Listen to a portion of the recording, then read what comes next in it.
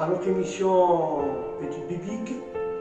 Et là, nous avons parlé de la suite de la première partie que nous avons vue, que Jésus est bien plus qu'un charpentier.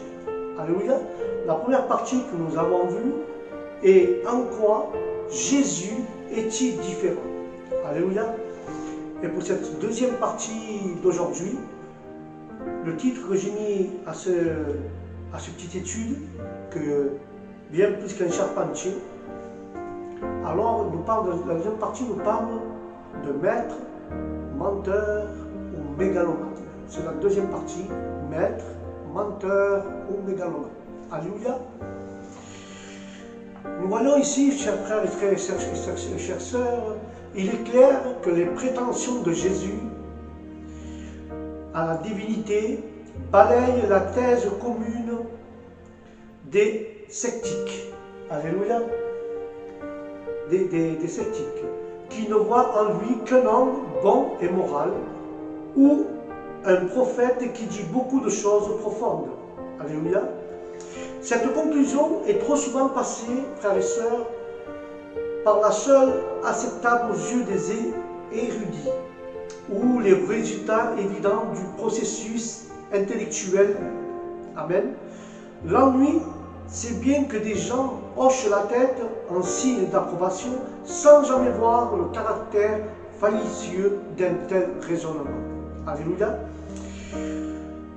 Pour Jésus, frères et sœurs, ce que les hommes et les femmes croient de lui était une importance fondamentale. Pourquoi vous dites cela? Parce que parler comme Jésus l'a fait et émettre des prétentions comme les siennes ne peut pas conduire à la conclusion qu'il n'était qu'un homme bon et moral ou un prophète. Cette attitude de pensée n'est offerte à personne. Il n'a jamais été dans l'intention de Jésus qu'elle le fût. Et nous voyons que dans l'université, le professeur Lewis de l'université de Cambridge et autrefois agnostique a très clairement compris cette question. Voici ce qu'il a écrit. J'essaye d'ici d'empêcher quiconque de dire cette chose insensée que les gens disent souvent de lui. Je suis prêt à accepter Jésus. Alléluia. Il a dit, je suis prêt à accepter Jésus comme un grand maître de morale, mais je n'accepte pas sa prétention d'être Dieu. Il ne faut pas dire cela. Un homme qui ne serait qu'un simple homme et qui tiendrait le genre de propos que Jésus a tenu ne serait pas un grand maître de morale.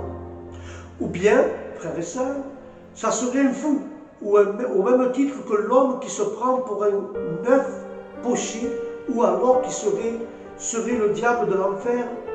Vous devez choisir, ou bien cet homme est le Fils de Dieu, ou bien c'est un fou, ce n'est pire. Alors puis le professeur Lewis, qui en a dit cela, il ajoute dans son écriture, nous allons la lire, ce qu'il a ajouté le professeur Lewis, nous pouvons nous pas écouter en disant qu'il est fou.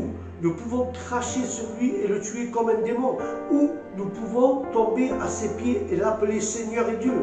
Mais allons pas suggérer quel non-sens protecteur et sur le grand maître humain qu'il est. Il ne nous a pas laissés libres s'il y avait nullement l'intention. Or, qui passa 28 années à faire une étude critique du texte du Nouveau Testament. Écrit, ces paroles étaient si bien d'une expression d'une partie intégrante de lui-même qui n'ait aucune signification, comme l'affirmation abstraite de la vérité émissée par lui en tant qu'oracle divin ou prophète, retirer le fait qu'il est lui-même le sujet principal, quoique non finalement, de chacune de ces affirmations, elles s'écroulent toutes. Selon les termes de M. Latourette, un historien du christianisme de l'université de Watkins, il écrit cela. Ce ne sont pas des enseignements qui rendent Jésus si remarquable, quoique ceci soit suffisamment pour le distinguer, c'est la combinaison des enseignements et de l'homme lui-même. Les deux ne peuvent pas être séparés, car le professeur Larouette a conclu cela en étudiant la Bible. il doit paraître évident à tout lecteur attentif de récits évangéliques que Jésus regardait sa personne à son message comme inespérable. Jésus était un grand maître, mais il était puissant. Ses enseignements touchant au royaume des cieux, à la conduite de l'homme et à Dieu étaient importants. Toutefois, de son point de vue, on ne pouvait les dissocier de lui sans les pervertir, car Jésus prétendait être Dieu. Il ne nous a pas laissé libres de croire autre chose. Sa prétention ne peut pas être vraie ou fausse, c'est donc une chose qui mérite d'être prise sérieusement en considération. Car la question de Jésus à ses disciples, dans Matthieu 16, 15, il a dit « Mais vous, qui dites-vous que je suis ?» Peut recevoir plusieurs réponses cette question. « Mais vous, qui dites-vous que je suis ?» En premier lieu, supposons que sa prétention d'être Dieu était fausse. Si c'était le cas, nous avons seulement deux solutions possibles. Ou il savait qu'il était fausse, ou il ignorait. Nous les considérons chacune pour sa part et examinons l'évidence au nom de Jésus. Alléluia.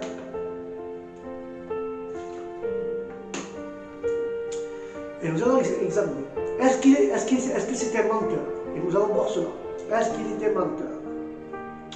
Si tout en formulant sa prétention, Jésus savait qu'il n'était pas Dieu, c'est donc qu'il mentait et trompait délibérément ceux qui le suivaient.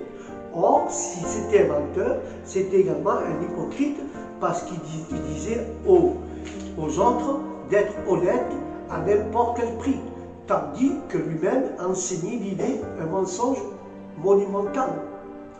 Alors, qui plus est cité, si c'était un démon parce qu'il invitait les autres à lui faire confiance, car à leur destin éternel, s'il ne pouvait justifier ses prétentions, tout en le sachant, c'est qu'il était indiciblement mauvais. Enfin, c'est également un sot, parce que furent ses prétentions à la divinité qui le conduisèrent à la crucifixion. Mais beaucoup disent que Jésus était un docteur de bonne moralité. Soyons réalistes, frères et sœurs. Comment pourrait-il à la fois être un maître en matière de morale et abuser sciemment les gens sur le point le plus important de son enseignement, sa propre identité? Force nous serait de conclure, notre force est de conclure en toute logique, qu'il mentait à propos de délibérer. Cette image de Jésus, cependant, ne concorde pas avec ce que nous connaissons à la fois de lui et des fruits produits par sa vie et son enseignement. Partout où Jésus a été proclamé, des vies ont été transformées pour leur bien. Des nations ont vu un changement bénéfique. Des voleurs sont devenus honnêtes. Des alcooliques ont été guéris. Des gens pleins de haine sont devenus des canaux d'amour. Des injustes sont devenus de justes. Alléluia. Et le professeur et l'historien William Leclitz, l'un des historiens les plus vus en Grande-Bretagne, et adversaire, déclare d'un christianisme organisé et écrit. Il a écrit cela, le professeur, l'historien Leclitz. Il fut réservé au christianisme de présenter au monde une personnalité idéale qui, à travers de tous les changements survenus en 18 siècles, a inspiré au cœur des hommes un amour passionné, s'est montré capable d'influencer tout âge, toute nation, tempérament et condition. Et elle a été non seulement le plus haut modèle de vertu, mais aussi le meilleur stimulant pour le mettre en pratique. Le simple récit de ces 3 courtes années d'une vie active a fait plus pour régénérer et adoucir le genre humain de tous les traits des philosophies et de toutes les heurtations des moralités. Alléluia. Et nous voyons aussi un historien, Philippe Stapps, qui lui dit ce témoignage.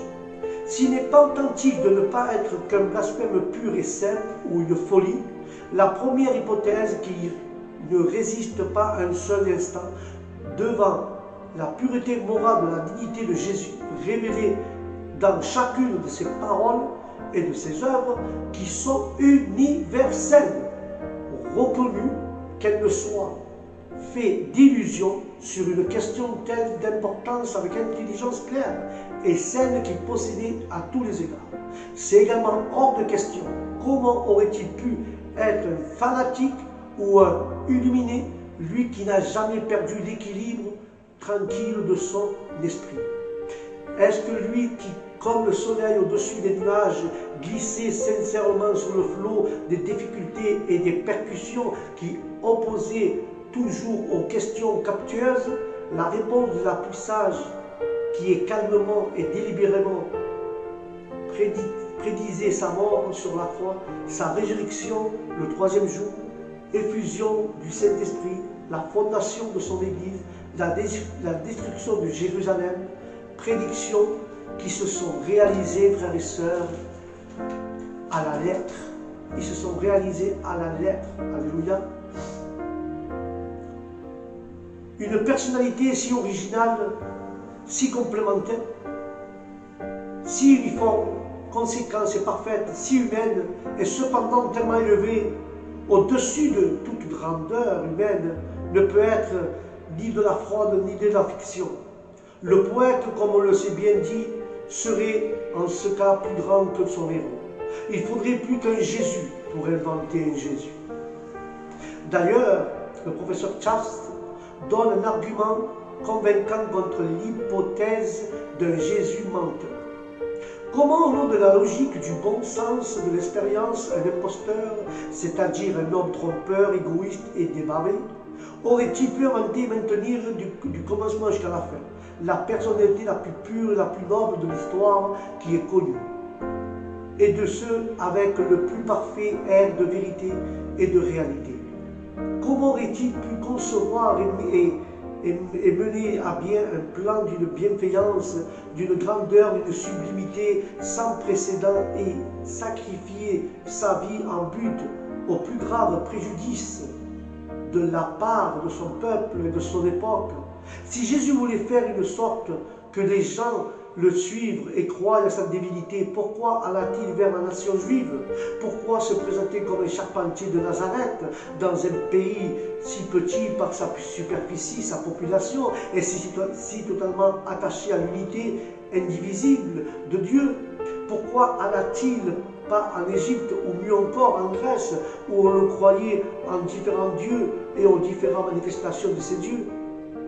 Quelqu'un ayant vécu comme Jésus, l'a fait et l'a fait, ayant enseigné comme lui, étant mort comme lui, ne pouvait être menteur. Quelle autre hypothèse reste-t-il, frères et sœurs? Donc, c'était pas les menteurs. Est-ce que Jésus était un fou? Nous allons le voir. S'il est inconvéniablement de voir en Jésus un menteur, n'aurais-tu au moins su croire Dieu et se tromper? Après tout, il est possible d'être à la fois sincère et dans l'erreur. Mais n'oublions pas que ça peut que se prendre pour Dieu, c'est autre chose. Particulièrement dans une culture farouchement monoptisée, puis aller dire aux autres votre destinée éternelle dépend de votre foi en moi, n'est pas seulement le signe d'une imagination débridée, mais relevée à la démence dans le plein sens du terme. Ce n'est pas vrai. Jésus-Christ était-il un fou? Quelqu'un se disait Dieu fait penser à quelqu'un qui, de nos jours, se prenait pour Napoléon. Il se berçait d'illusions sur son compte et serait probablement enfermé de façon de ne pas blesser ni blesser quelqu'un d'autre. Cependant, chez Jésus, nous n'observons aucune des anomalies, ni le déséquilibre qui l'accompagne habituellement, le désagrément mental. Son équilibre et sa maîtrise de soi seraient probablement stupéfiants de la part d'un élément. Les deux frères Noy et Cohn, étant exposés médicalement, décrivent le schizocène dans une personne plus authentique que réaliste. Le schizophrène désire d'échapper au monde réel, reconnaissant que prétendre être Dieu serait certainement une fuite devant la réalité.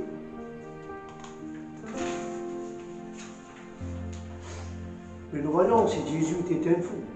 Mais à la lumière d'autre chose, que, que nous connaissons de Jésus, il est difficile, frères et sœurs, d'imaginer qu'il ait été mentalement dérangé. Voilà un homme qui a formulé certaines des pensées les plus profondes jamais entendues. Ses enseignements ont libéré de nombreuses personnes mentalement accessibles. Un éditeur, un historien, Clark Peacock, pose la question. En simulant-il sur sa grandeur était-ce une parodique, un trompeur involontaire, un schizophrène? Encore une fois, la maîtrise et la profondeur de ses enseignements ne peuvent que soutenir la thèse de sa totalité bonne santé mentale. Si seulement nous étions aussi sains d'esprit que lui, un étudiant de l'Université de Californie nous rapportera que son professeur de physiologie avait dit en classe que beaucoup de ses patients, tout ce qu'ils avaient à faire, c'était de sortir la Bible et de lire des portions des enseignements de Christ. Voilà tout le conseil dont il avait besoin. Le psychiatre Tom Spitzer affirme: si vous fallait prendre la somme totale de tous les articles importants jamais écrits sur le sujet de l'hygiène mentale par la psychologue et les psychiatres les plus qualifiés, si vous les combinez, vous les épurez, si vous les éliminez l'excès du verbiage et si vous voulez en extraire toute la substance sans rien prendre des filatures, s'il fallait faire exprimer avec concision par le plus doué des poètes vivants ces parcelles inaltérées de pure connaissance scientifique, vous aurez alors un résumé maladroit et incomplet du sermon sur la montagne que Jésus a fait. Alléluia, car la compassion ne serait pas très favorable à certains articles depuis bientôt 2000 ans. Le monde chrétien tient entre ses mains la réponse complète de ses aspirations agitées et stériles. C'est là que réside le modèle d'une vie humaine, réussir qui laisse à l'homme optimiste, satisfait de son sort et jouissant d'une bonne santé. Car l'historien Lewis a écrit du point de vue qu'il était très difficile d'expliquer la vie, les paroles de l'influence de Jésus, plus simplement que ne l'a fait le christianisme. La contradiction entre la profondeur et la santé mentale de son enseignement moral et la mégalomanie effrénée qu'il faudrait voir derrière son enseignement théologique. S'il n'était pas réellement Dieu, il n'a jamais reçu d'explication satisfaisante. C'était pourquoi les hypothèses non chrétiennes se succédèrent les unes aux autres avec la fertilité fébrile de l'égarement. Et l'historien Philippe Chaps raisonne ainsi. Est-ce que telle intelligence claire comme le ciel, fortifiante comme l'air de la montagne aiguisée, et pénétrante comme une épée d'une santé et d'une vigueur absolue, toujours en éveil et toujours assurée, irait de pair avec l'illusion radicale des plus graves concernant sa propre personnalité et sa mission? Quelle absurdité! Et la troisième question, c'est celle-là. Est-il vraiment le Seigneur Dieu? Est-ce que Jésus est vraiment le Seigneur Dieu? Je ne puis personnellement conclure que Jésus était un menteur ou un fou. La seule autre solution envisageable, c'était qu'il était le Christ, le Fils de Dieu, ainsi qu'il le prétendait. C'était ni un fou, les paroles de Vincent, c'était ni un fou, ni un menteur, mais c'était vraiment le Christ. Et je vais conclure avec ça. Lorsque je discute cela avec des Juifs, leur réaction est intéressante. Ils me disaient généralement que Jésus était un leader religieux moral, d'une grande droiture, un homme bon ou un prophète. Et je leur fais alors part des prétentions que Jésus émettait à son sujet, puis de ce qu'il a fait la matière de ce chapitre, à savoir le 4e menteur, mégalomanie ou maître. Quand je leur demande s'ils croient que Jésus était un menteur, j'obtiens un non catégorique. Je demande alors, croyez-vous qu'il était un fou? Et la réponse est bien sûr que non. Croyez-vous qu'il était Dieu? Avant que j'ai pu souffler et retentir un, absolument pas. Pourtant, il n'y avait pas d'autre choix. La question cadre 3 solutions et pas de savoir laquelle est possible, car l'évidence, toutes trois le sont. L'on doit bien plutôt de demander laquelle est la plus probable. Ce que vous désirez à propos de la personnalité de Jésus ne doit pas être en vain. Exercice intellectuel. Vous ne pouvez le ranger sur une étagère avec une étiquette « grand professeur de moralité ». Cette option n'est pas valable. Il soit menteur ou fou, ou soit Seigneur et Dieu. Il vous faut choisir. Comme il écrit l'apôtre Jean, ceci est écrit enfin que vous croyez que Jésus est le Christ, le Fils de Dieu, et encore plus important, qu'en croyant, vous avez la vie en son nom. Alléluia. Et là, nous voyons l'évidence va clairement en faveur de Jésus comme Seigneur. Certains, cependant, rejettent cette claire évidence à cause des implications morales qu'elle sous-entend. Ils ne veulent pas faire face à la responsabilité ni aux conséquences qu'il aurait à l'appeler Seigneur Jésus. Alléluia. Voilà, frères et sœurs, cette petite étude. Et là, nous voyons que nous sommes arrivés à la fin de la deuxième partie. La prochaine partie de cette étude, bien plus qu'un Jésus, bien plus qu'un charpentier, nous verrons que dire de la science, que dit la science de Jésus et que dire de la science. Alléluia. Sur ce, frères et sœurs, que Dieu vous bénisse, que la bénédiction de Dieu soit dans vos maisons, dans vos esprits. Et je vous dis aux prochaines études, que la paix de Dieu soit avec vous. Shalom.